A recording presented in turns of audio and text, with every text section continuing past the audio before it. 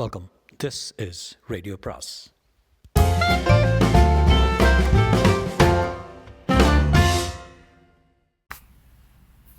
வரவிருக்கும் அன்பு வணக்கம். சிவசங்கரியின் ஓவர்டோஸ் அத்தியாயம் 2.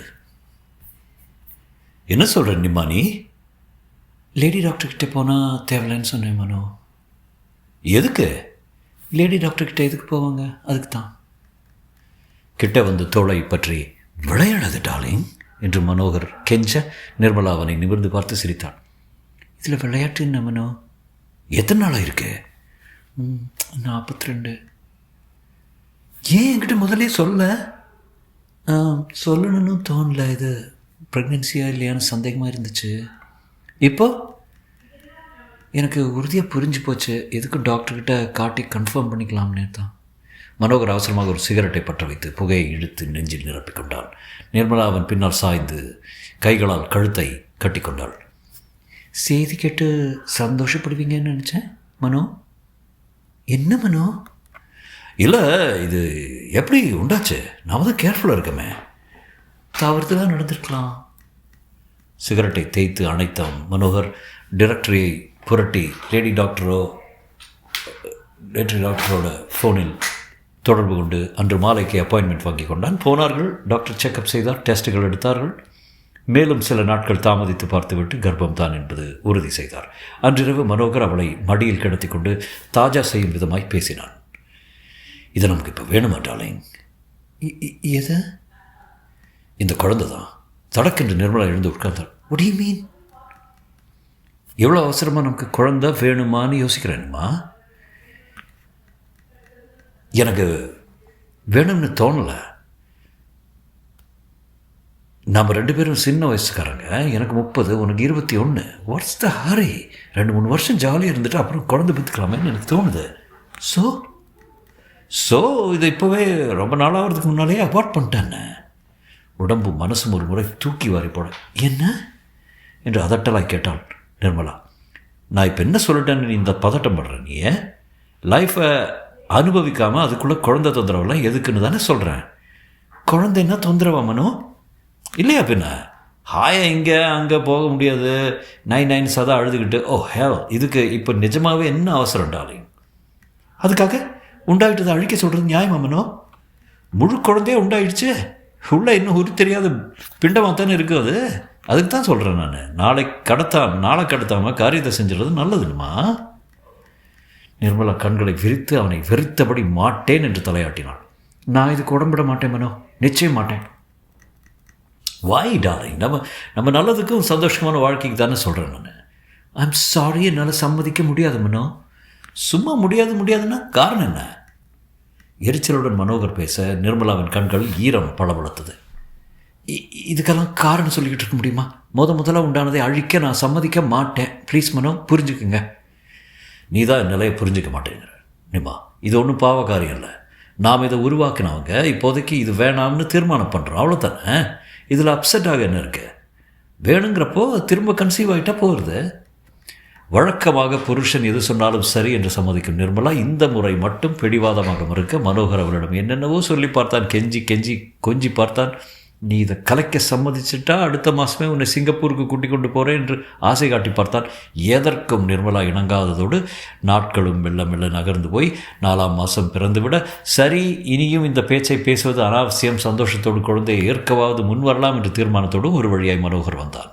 இதன் நடுவில் தனக்காக குழந்தைக்கு சரி என்று சொல்லிவிட்ட கணவனை இதர விதங்களில் திருப்தி செய்வது தன் கடமை என்பது போல அவனுக்கு பிடித்தமான பலவற்றையும் செய்ய நிர்மலா முனைந்தாள். ஐயே, இதெல்லாம் எதுக்கு மனோ? எனக்கு பழக்கம் இல்லை என்று அவன் வாங்கி தர முன்வந்து வேண்டாம் என்று தடுத்த சல்வார் கமீஸை வலிய வாங்கி தர சொல்லி உடுத்தி கொண்டாள். பியூட்டி பார்லருக்கு சென்று மனோகர் ஆசைப்பட்ட விதத்தில் சாட்டையாக தொங்கிய முடியை தோளோடு வெட்டி கொண்டு வந்தாள். பார்ட்டிகளில் கையில் ஒரு கிண்ணம் மதுவை வைத்துக்கொண்டு சிரிக்க பேச பழகினாள். பிற ஆடவர்கள் தொட்டு பேசுவதை அருவறுத்து வெறுத்தவள் அந்த ஸ்பரிசங்களை பொறுக்கத் துவங்கினாள்.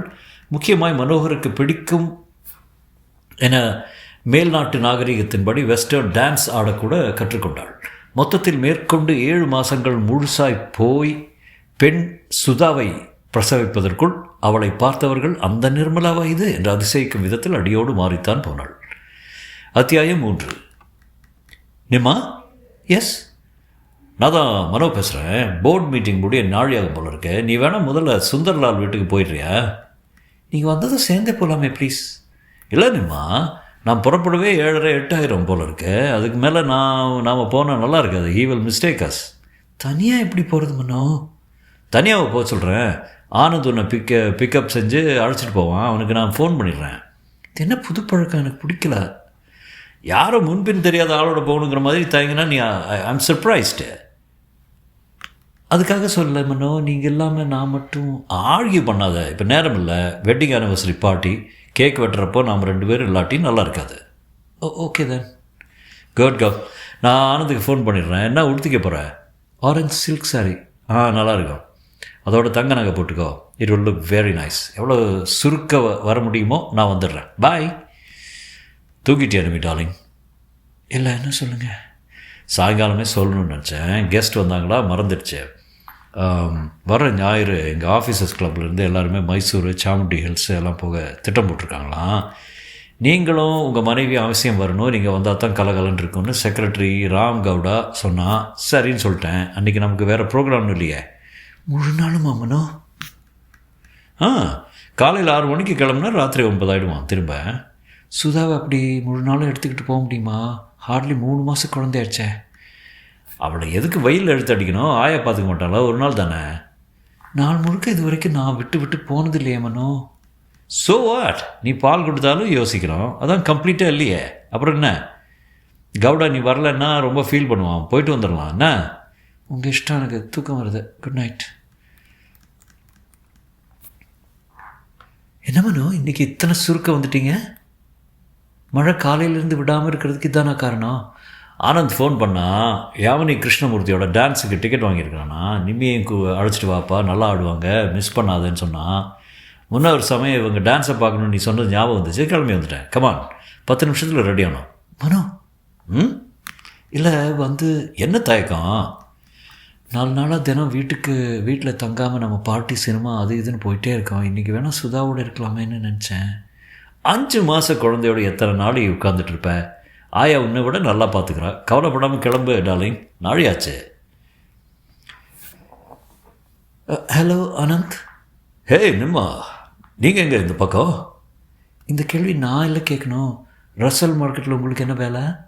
நான் காய்கறி பழம் வாங்க வந்தேன். பூபாலம் வீட்டுக்கு போயிருந்தேன். நளினி பூ வாங்கணும்னு சொல்லியிருந்தாங்க.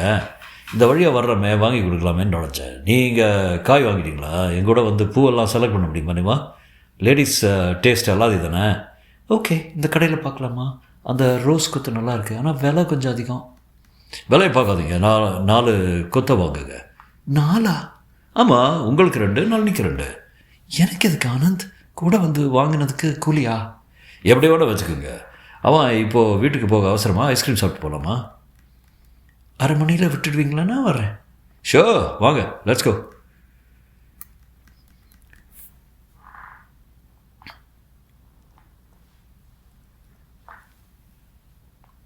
சினிமா எப்படி இருந்தது நிம்மா? Not bad. நீங்கள் கூட வரலைங்கிறது தான் குறை. என்ன பண்ணுறது, கடைசி நிமிஷத்தில் ஒரு கிளைண்ட் வந்துட்டார். நளினிக்கு படம் பிடிச்சதா? சிவாஜி படம்னா அவங்களுக்கு உயிராச்சே. சீனுக்கு சீன் கர்ச்சீஃப் கையில் வச்சுக்கிட்டு அழுதுகிட்டே இருந்தாங்க. பிக்சர்லேருந்து எல்லோரும் கிளப்புக்கு போனாங்க. நான் வரல, என்னை வீட்டில் இறக்கி விட்டுருங்கன்னு சொல்லிட்டேன். நீயும் போயிட்டு கொஞ்சம் நாளைக்கு கார்ட்ஸ் ஆடிட்டு வர்றது தானே? நீங்கள் வீட்டில் காத்துட்ருக்கிறப்போ நான் அங்கே சீட்டு விளையாட இப்போது என்ன நிர்பந்தம்? குழந்தைங்க ஆய வர ப்ராமில் வச்சு தள்ளிட்டு போயிருக்கா. ஆமாம், நீ வர பிரிட்ஜு ரொம்ப நல்லா ஆடுறியாமா என்னமா? யார் சொன்னாங்க? எல்லோரும் தான். அடே அப்பா, நிம்மா புத்தி யாருக்கும் வராது. எங்களெல்லாம் ஆட்டத்தில் அடிச்சிருவா போல இருக்கு. நேற்று கூட பாஸ்கர் சொன்னான், 4 நாள் முன்னால் கிளப்பில் அவங்க கூட விளையாடினியாமே. நீங்கள் பாம்பே போயிருந்தீங்களே, அப்போ தான். பொம்பளைங்களாவது பிரிட்ஜ் விளையாடுறதாவது, அதுக்கு தனி மூளை வேணும். ரம்மி விளையாடத்தான் இவங்களெலாம் லாயக்குன்னு சுந்தர்லால் கேலி பண்ணால் எனக்கு கோபம் வந்துருச்சு. ரைட், யாருக்கு மூளை இருக்குது யாருக்கு இல்லைன்னு பார்த்துடலான்னு வாங்கன்னு கூப்பிட்டேன். பாஸ்கரும் நானும் பார்ட்னர்ஸு, சுந்தர்லாலும் ஆனந்தும் ஒரு செட்டு. 2 தரம் கிராண்ட் ஸ்லாம் அடித்தேன். அத்தனை பேரும் அசந்துட்டாங்க. நிம்மு கண்ணா, உனக்கு அழகு மட்டும் இல்லை, புத்திசாலித்தனமும் எக்கச்சத்துக்கு இருக்குது. இதெல்லாம் கட்டுப்பட்டித்தனமாக நடந்துவிட்டு வேஸ்ட் பண்ணுறது தப்பு. நான் முன்னே சொன்னது ஏன்னு இப்போ புரியுதா? உன் திறமை இப்போது உனக்கு விளங்குதா? 10 பேர் இருந்தாலும் தனியாக படிச்சிடக்கூடிய அழகு கெட்டிக்காரத்தனம் ஒன்றுடுது. I'm so proud of you. நிஜமாவா மனோ? சத்தியமா? மனோகர் எக்கச்சக்க கோபத்தில் இருந்தான். பாதி பிடித்து கொண்டிருந்த சிகரெட்டை தேய்த்து அணைத்தான். அறையின் நீளத்தை அளக்கிற தினசில் இப்படியும் அப்படியும் நடந்தான். மீண்டும் சிகரெட்டை பற்ற வைத்து வேகமாய் புகையை இழுத்தான். மணிக்கட்டை திரும்பி கை கடிகாரத்தை பார்த்தான். உட்கார்ந்தான், எழுந்தான், நடந்தான். மணி 8:30. இன்னும் நிர்மலா வீட்டுக்கு வரவில்லை. இத்தனை நாள் ஆகாதே, தினமும் கிளம்பல் அங்கே இங்கே என்று சுற்றாது என்று சமீப நாட்களில் 10 தரம் சொல்லிவிட்டான். காதில் போட்டுக்கொள்ளாமல் தன் இஷ்டப்படியே நடக்கிறாள். What is all this? உள்ளே எதற்காகவாவது சுதா சிணுங்குவதும், ஆயா என் கண்ணில் தங்கமில்லை சொல்கிறது கேளுமா ராஜாத்தியே என்று சமாதானப்படுத்த முயன்று தோற்று கொண்டிருந்தால் சில நிமிஷங்களில் சுதாவின் அழுகை பெருசாக எரிச்சலுடன் உளறைக்குள் மனோகர் எட்டி பார்த்தான். இப்போ எதுக்காக இந்த கத்தலை? அப்பாவை கண்டதும் நீர் நிறைந்த கண்களுடன் சுதா ஆயாவின் பின்னால் ஒண்டிக் கொண்டால் அடக்க மாட்டாமல் எழுந்த விசும்பல்கள் மட்டும் நிசப்தமான அறையில் உரத்து கேட்டன. என்ன ஆச்சு? கேட்குறது காதில் விழல? ஒன்றும் இல்லைங்க. ஒன்றும் இல்லாமல் இந்த அழறா ஆயா. ஆனால் நீங்கள் ரொம்ப தான் இவளுக்கு இடம் கொடுக்குற. மணி 8:30, தூங்க போகாமல் எதுக்கு இன்னும் சுதா முடிச்சிட்ருக்குது? காலையில் எழுந்து பள்ளிக்கூடம் போகணுமா? சாப்பிட்டாச்சுல்ல, தூங்க வேண்டித்தானே? தூங்கத்தான் அழைச்சிட்டு வந்தேங்க. வந்து போய் சுதாவோட ஸ்நேகிதங்க எல்லாரும் வீட்லேயும் தூங்குறதுக்கு முன்னால் கதை சொல்கிறாங்களாம். என்னையும் சொல்லி தொந்தரவு செய்யுது. சொல்லிட்டு தானே, இது என்ன பெரிய விஷயமா? அது இல்லைங்க, எல்லா பசங்களுக்கும் அப்பாவோ அம்மாவோ கதை சொல்கிறாங்களாம். இங்கிலீஷில் என்னையும் அந்த மாதிரி சொல்லுன்னு. தயக்கத்துடன் ஆயா நிறுத்த கன்னத்தில் அவள் அரைந்து விட்ட வலியுடன் மனோகர் திடுக்கிட்டு விழித்தான். ஒரு நிமிஷம் அப்படியே நின்றுவிட்டு என்ன பேசுவது என்று புரியாமல் கைகளை உயர்த்தி தோளை குலுக்கி, சரி பேசிட்டு நிற்காமல் படுக்கவை, சத்தம் வந்துச்சுன்னா எனக்கு கோவம் வரும் என்று பொதுவாக சொல்லி கூடத்துக்கு வந்தான். மணி 9. நிர்மலா இன்னும் வரவில்லை. ரிசீவரை எடுத்து கிளப் நம்பரை சுழற்றி கார்டு ரூமுக்கு தொடர்பு வாங்கி கொண்டான். ஹலோ, நான் மனோகர் பேசுகிறேன். அங்கே மிஸ்ஸஸ் மனோகர் இருக்காங்களா?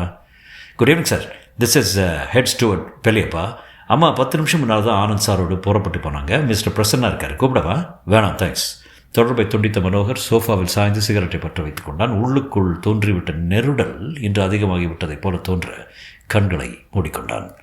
சில மாதங்களாக நிர்மலாவின் போக்கில் ஏதோ மாற்றம் இருப்பது போன்ற உணர்வு. தன்னை அதிகம் மதிக்காத மாதிரி, குழந்தை வீட்டை பற்றி லவலேசமும் கவலைப்படாத மாதிரி, நான் என் விருப்பு வெறுப்புகள் முக்கியம் என்று வெளிப்படையாகவே தெரிவிக்கிற மாதிரி முதலில் இந்த உறுத்தலை அசட்டை செய்ய முயன்று அது முடியாமல் போனது மெதுவாக நிர்மலாவிடம் மனோகர் பேச்செடுத்தான். வர நீ அதிகமாக வீட்டில் இருக்கிறதே இல்லை டார்லிங், வெளியில் போகிறத கொஞ்சம் குறைச்சிக்கணுமா? மத்தியானம் பூரா வீட்டில் தானே சும்மா உட்காந்துட்ருக்கேன் மனோ. 4 மணிக்கு மேலே வெளியில் போயிட்டு கார்ட்ஸ் ஆடிட்டு வரேன். இது தப்பா? தப்புன்னு நான் சொல்ல வரலனுமா. இப்படி அலைஞ்சா உன் உடம்பு கெட்டு போயிடுமே, அக்கறையில் தான் சொல்கிறேன். தேங்க்ஸ் மனோ, ஆனால் நீங்கள் அனாவசியமாக கவலைப்படுறீங்க. I am perfectly all right. முதலில் மெதுவாக சொன்னவன் எதையும் லட்சியம் பண்ணாமல் தொடர்ந்து தான் இருக்கிற விதத்திலேயே அவள் இருக்க முற்பட குரலை லேசாக எழுப்பி கண்டிக்க அந்த வீட்டில் குட்டி குட்டியாய் சண்டைகள் ஜனிக்க துவங்கின. ஒரு நாள் விடாமல் நீ இப்படி கிளப்பு பார்ட்டின்னு அலையிறது எனக்கு பிடிக்கலனுமா. எனக்கு பிடிக்குதே. அப்பப்போ வீட்லேயும் நீயும் நானும் குழந்தை நிம்மதியாக இருக்கணும்னு நான் நினைக்கிறேன். நீங்கள் வேணா இருங்க, நான் பூரா வீட்டில் இருந்தால் எனக்கு போர் அடிக்குது. நாள் தவிர ஆம்பளை தடியன்களோட கிளப்பில் சீட்டாடுறது மட்டும் போர் அடிக்கலையா? நிர்மலா கண்களை இடுக்கி கொண்டு கணவனுக்கு பார்த்தார். யூ ஆர் ஜெலஸ் என்றாள். தொடர்ந்து அவனோடு பேச விருப்பமில்லாத மாதிரி திரும்பி நடந்து விட்டாள். இன்னும் ஒரு நாள் இந்த சண்டை கொஞ்சம் தீவிரப்பட்டு போனதில் முதல் முறையாக மனோகர் கை நீட்டி அவளை அடித்து விட்டான். 4 நாட்கள் போல ஊரில் இல்லாமல் இருந்துவிட்டு வீடு திரும்பியவனுக்கு மனைவி தான் வருவதையும் பொருட்படுத்தாமல் வழக்கம் போல கிளப்புக்கு போய்விட்டது கோபத்தை உண்டாக்க ஃபோன் பண்ணி அவளோடு பேசினான். Hello darling. ஹலோ, எப்போ வந்தீங்க? வீட்டில் என்ன பண்ணுறீங்க? கிளப்புக்கு வாங்கினேன். நான் வரதா இல்லை நிம்மா, தலைவலிக்குது, நீ வந்துடு. இப்போவா? கஷ்டமனோ, ரொம்ப சீரியஸாக ஆடிட்டுருக்கோம். நாங்கள் ஒரு தரம் ரப்பர் வின் பண்ணியாச்சு. நீங்கள் வாங்கலை, இங்கே ஆனந்த், பாஸ்கர், பிரசன்னா எல்லோரும் இருக்காங்க. நான் ஊர்லேருந்து வந்துட்டு சொல்லிவிட்டு நீ புறப்பட்டு வந்துடுனிம்மா. திரும்ப அதே சொன்னேன். எப்படி மனோ, பாதி ஆட்டத்தில் வர முடியாது. அன்றைக்கு அவளை 8:45 மணி சுமாருக்கு ஆனந்த் வீட்டில் இறக்கிவிட்ட போது மனோகர் அறையை விட்டு வாசலுக்கு வரவே இல்லை. உள்ளே வந்தவள் கைப்பையை படுக்கையில் எறிந்து பாத்ரூம் சென்றுவிட்டு நிதானமாக ஹாய் என அடக்கி வைத்திருந்த கோபம் ஜுவாலை விட்டு எரிய துவங்கியது. கண்களில் லேசான சிவப்பு. சீட்டு விளையாடுகையில் ஒரு பெங்கு மற்றவர்களுடன் சேர்ந்து அருந்தி இருக்க வேண்டும். இவன் கோபத்தையோ மௌனத்தையோ உணராத மாதிரி. கிவ் மீ சிகரெட் மனோ என்று அவள் கை நீட்ட மனோகர் பட்டென்று வெடித்தான். வெட்கமாக உனக்கு? எதுக்கு இப்படி 9 மணி வரையிலும் கிளப்பில் சீட்டை ஆடி குடிச்சிட்டு வந்துட்டு எங்கிட்டே வந்து சிகரெட் கேட்குறேன் நீ? அதுக்கா? நிர்மலா உறக்க சிரித்தார். இதில் வைக்கப்பட என்ன இருக்கு மனோ? நான் ட்ரிங்க்ஸ் எடுத்துக்கிறதும் சிகரெட் பிடிக்கிறதும் உங்களுக்கு தெரிஞ்ச விஷயம் தானே. இன்ஃபேக்ட் முதல்ல குடிக்க சொன்னதே நீங்கள் தானே. மனோகர் நெற்றியில் ஓங்கி அரைந்து கொண்டார். தப்பு, இவ்வளோ அளவுக்கு மீறி நீ போயிடுவேன்னு தெரியாமல் நான் உன்னை நாகரிகமாக இருக்க சொன்னது தப்பு தான். நிர்மலா அலுப்புடன் படுக்கையில் சாய்ந்தாள். ட்ராமா டயலாக் பேசாதீங்க மனோ. வர வர உங்கள்கிட்ட இது ஒரு பெரிய தொந்தரவாக போயிடுச்சு. துளி பொறுப்பு இல்லாமல் மரியாதை இல்லாமல் அவள் பேச மனோகர் தாவி சென்று அவளை நெருங்கினான். வேகமாய் கையை பிடித்து உட்கார வைத்து கன்னத்தில் ஓங்கி அறைந்தான். வெளியூருக்கு போயிட்டு வந்த புருஷன்கிட்ட ஒரு வார்த்தை அக்கறையாக பேச முடியல. குழந்தை சாப்பிட்டாளா தூங்கினாளான்னு துளி கவலை இல்லை. நீ ஒரு பொம்பளை தானா? டிஸ்கஸ்டிங். கன்னத்தில் கையை வைத்து அவனை வெறித்த நிர்மலா அப்படியே சில நிமிஷங்கள் உட்கார்ந்திருந்தால் அப்புறம் மெதுவாக எழுந்து நைட் ட்ரெஸ்ஸுடன் விருந்தாளிகள் படுக்கறைக்கு சென்று கதவை அறைந்து மூடி தாளிட்டு கொண்டாள். அன்றிலிருந்து அடுத்து வந்த இந்த ஒரு மாதமே அவள் படுப்பது அந்த அறையில் தான். புருஷன் மனைவி நடுவில் நீளமான பேச்சுவார்த்தைகள் அடியோடு நின்று போய்விட அவசியமான கேள்விகள் இல்லை, ஆமாம் என்ற பதில்கள். பிடித்து கொண்டிருந்த சிகரெட் அடி வரைக்கும் புகைந்து விரலை சுட மனோகர் கையை உதறிக்கொண்டான். கீழே விழுந்துவிட்ட சிகரெட் துண்டை எடுத்து பால்கனி கதவை திறந்து கொண்டு சென்று தோட்டத்தில் தூர எறிந்தான். கதகதத்த உடம்புக்கு குளிர்காற்று இதத்தை தந்தது. ஆகாயம் ஊட்டமாய் இருக்க இங்கொன்றும் அங்கொன்றுமாய் நட்சத்திரங்கள் பளிச்சிட்டன. சுதா உள்ளே தூக்கத்தில் ஏதோ பிதற்றி அழுவது சன்னமாய் கேட்க குழந்தையின் நலனை உத்தேசித்தாவது இன்றைக்கு நிர்மலாவுடன் பேசி எல்லாவற்றுக்கும் ஒரு முடிவு கட்டியாக வேண்டும் என்ற தீர்மானத்துடன் அவன் நிற்கையில் கேட்டில் கார் ஒன்று நுழைத்தது. வெள்ளை நிறத்தை கொண்டு அது ஆனந்தின் வண்டி என்பதை ஊகிக்க முடிய அவர்களை சேர்ந்து பார்க்க விருப்பமின்றி இருந்த இடத்திலே நின்றான். 5 நிமிடங்களில் மெல்லிய பேச்சு சிரிப்பை தொடர்ந்து கார் கிளம்பி போக மனோகர் மெதுவாக கூடத்துக்கு வந்தான். படியேறி ஹாலில் நுழைந்த நிர்மலா இவனை கண்டதும் நின்றாள். கலைந்திருந்த தலைமுடி, கண்கள் அடியில் லேசாய் கருவளையங்கள், விரல்களில் புகையும் சிகரெட். சின்ன பெண்ணை போல காட்சியளிக்க வேண்டும் என்ற ஆசையில் சரியாக சாப்பிடாமல் வேண்டுமென்றே இழைக்க வைத்து கொண்ட உடம்பு. எனக்கு உங்கள்கிட்ட பேசணுமே. அவள் தலையை சாய்த்து உதட்டை ஒரு பக்கமாக சுழித்து சிரித்தாள். எனக்கு கூட உங்கள்கிட்ட பேசணுமண்ணா. கறந்தாள்.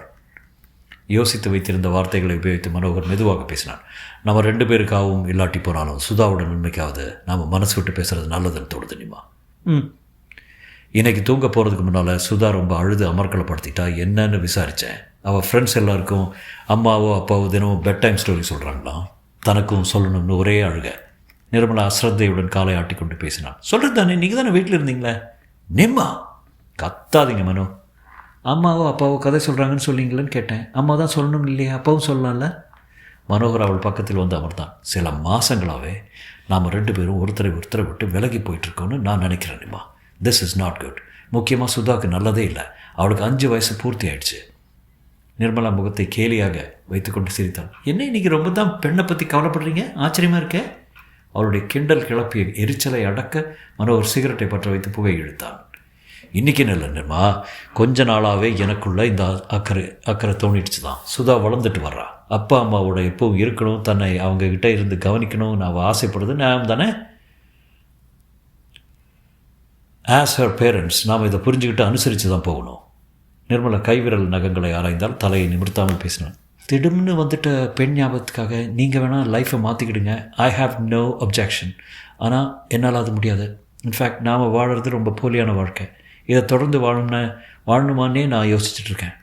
நிமா, என் மேலே உனக்கு 1000 கோபம் இருக்கலாம். அதுக்காக இப்படி வாய்க்கு வந்ததெல்லாம் பேசாத, நல்லா இல்லை. நிர்மலா முகத்தை தீவிரமாக வைத்துக்கொண்டு அவனை ஏறிட்டு வெறித்தாள். வாய்க்கு வந்ததில்லை மனு, சீரியஸாக தான் சொல்கிறேன். சில மாதங்களாகவே என் நடவடிக்கைகள் உங்களுக்கு பிடிக்கலை. என்னை புரிஞ்சுக்காமல் நீங்கள் பேசுகிறது, ஏன் அடிக்கிறது கூட தான் எனக்கு பிடிக்கல. சரிப்பட்டு வராத ஜோடியாக நாம் தொடர்ந்து வாழ்றதில்லை. அர்த்தம் இருக்கிறதா எனக்கு தோணலை. இனியும் வேஷம் போடவும் நான் விரும்பலை. உங்கள் வாழ்க்கை உங்களுக்கு, என் லைஃப் எனக்கு. ஓகே.